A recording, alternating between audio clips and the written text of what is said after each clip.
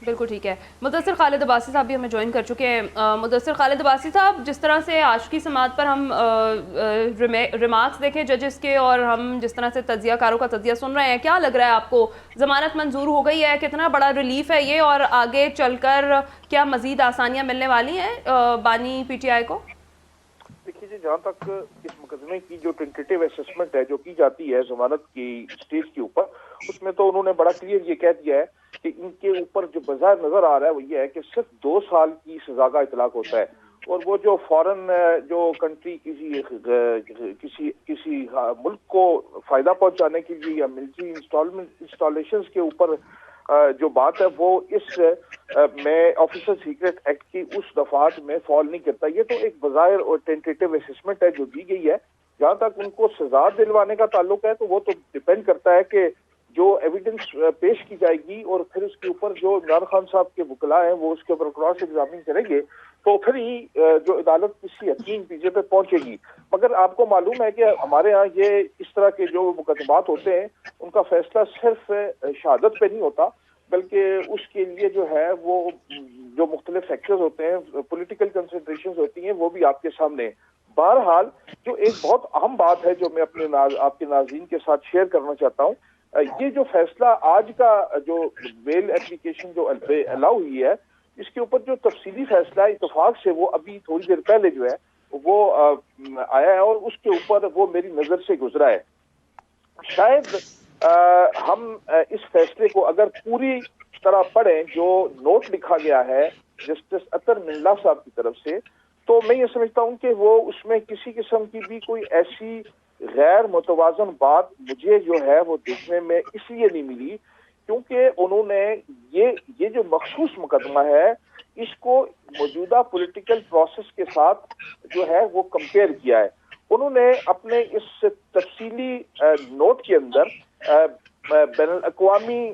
جو United nations کی جو ڈکلریشنز ہیں ان کا حوالہ دیتے ہوئے اس بات کو ہائی لائٹ کیا ہے کہ الیکشن کے پروسیس میں جو حصہ لینا ہے وہ ہر پولیٹیکل پارٹی کا ایک رائٹ ہے، اور پھر انہوں نے یہ کہا ہے کہ یہ دراصل ایک بنیادی انسانی حقوق، ایک عام شہری کا رائٹ ہے کہ وہ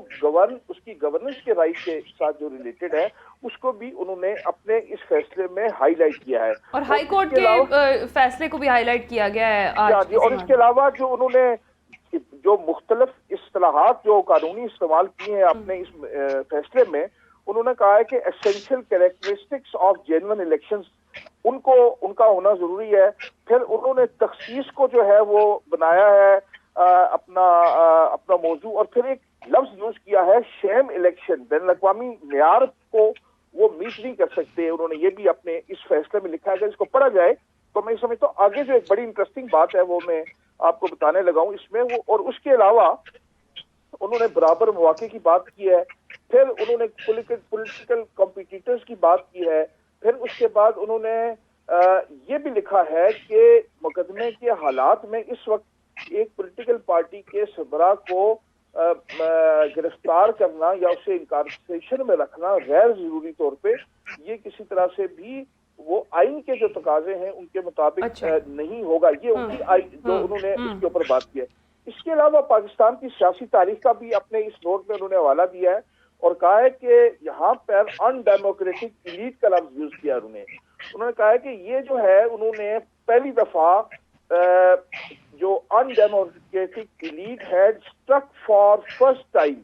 جب انہوں نے حوالہ دیا تاریخ کا کہ اس میں انہوں نے قانون ساز اسمبلی کو توڑا، اور پھر انہوں نے یہ بھی کہا کہ اس پر نظریہ ضرورت کے تحت مورد تصدیق ثبت کرنا کی جو وہ تھی فیڈرل کورٹ اس وقت کی یعنی عدلیہ۔ اچھا، ایک بہت امپورٹنٹ بات ہے وہ آپ اس فیصلے میں جو مجھے نظر آئی ہوئی ہے کہ اس کو آپ ایک غیر متوازن فیصلہ اس لیے نہیں کہہ سکتے کہ انہوں نے بڑا کیٹیگوریکلی اس فیصلے کے اندر ایک چیز آبزرو کی ہے، اور وہ یہ لکھتے ہیں کہ یہ جو لاسٹ الیکشن ہے 2018 کا، اس کی انہوں نے مثال دی ہے۔ انہوں نے یہ لکھا ہے کہ اس الیکشن میں ایک پولیٹیکل پارٹی کے ساتھ ایکول ٹریٹمنٹ نہیں ہوا اور ایک مخصوص پولیٹیکل پارٹی کو اس کا فائدہ ہوا، تو اس میں یہ انہوں نے، میں نہیں سمجھتا کہ شاید جو مجھے ایک امپریشن ملا ہے یہ فیصلہ پڑھنے سے وہ یہ ہے کہ انہوں نے اوور آل جو ہے وہ فیئر اور ٹرانسپیرنٹ الیکشنز کی بات کی